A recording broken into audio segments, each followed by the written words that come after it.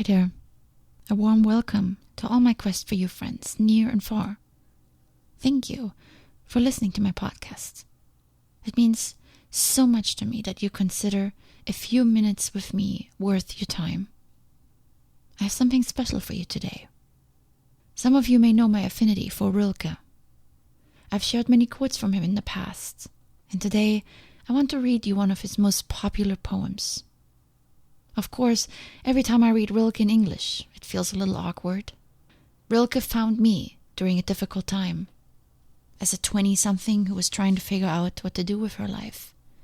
I always read Rilke in my language, in German. And that is why today, reading in English doesn't always feel the same. Back then, his words seemed like magic, because they described sentiments that I myself was not able to express. Born with the endless long name, René Carl Wilhelm Johann Joseph Maria Rilke, this Bohemian Austrian poet spent a very unhappy childhood in Prague, which was then part of the Austro-Hungarian Empire.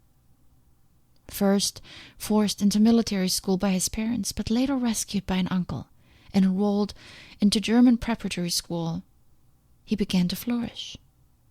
Even before enrolling in the Charles University in Prague to pursue a literary career, he had already published his first volume of poetry.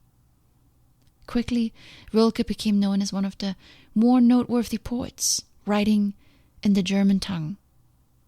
And he spent his life wandering. In Russia he met Tolstoy, and then he traveled all over Europe and beyond, from Italy to Vienna, on to Spain, then Tunisia and Cairo. Paris always served as the center of his life, where his work was heavily influenced by the visual arts. He wrote in German, English, and French. And then his life was tragically cut short, at only 51 years old when he contracted leukemia.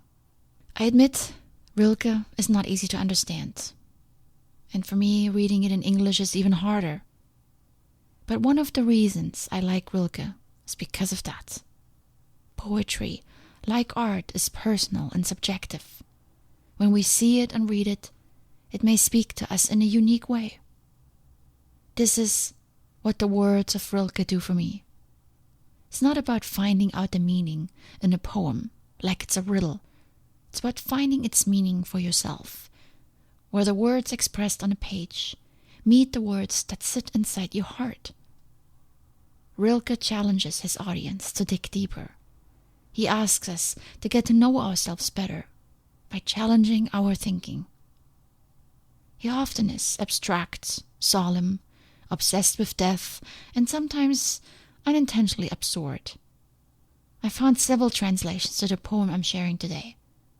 His work is difficult to translate, no doubt. But again, it's not about solving a puzzle. It's about finding your meaning in it. The poem is entitled Evening, and while I will not tell you everything I read into it, I want to give you a few highlights that will help orient you a little bit. These are some of the aspects I enjoy about this poem and that spark my thinking. It helps me become still and allows me to appreciate the simple daily occurrence called evening. Evening, just like it is right now for me here, is a time of change. From day to night, from light to dark. It's both a beginning and an ending. From a day lived in action and with noise, to a quieter time with less activity. I become aware of this ritual called evening. We all have one. When we wind down, finish our work, and switch to different tasks, and prepare for the night. And then the reader can take this change that occurs in the evening further.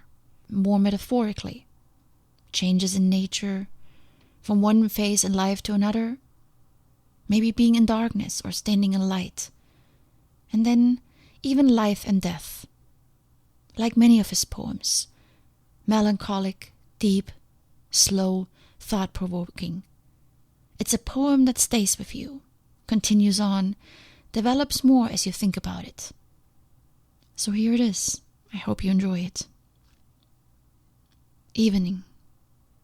The sky puts on the darkening blue coat, held for it by a row of ancient trees. You watch, and the land grows distant in your sight, one journeying to heaven, one that falls.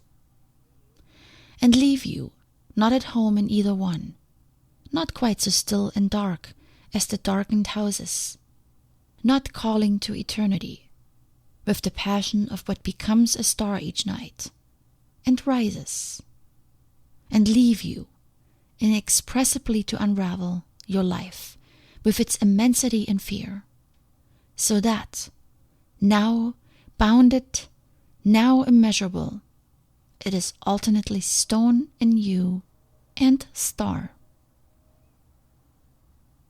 And I encourage you to play it again a couple times, to just really get into it and listen to these very few words that can spark your thoughts in so many different directions. Much love, and I'll talk to you soon.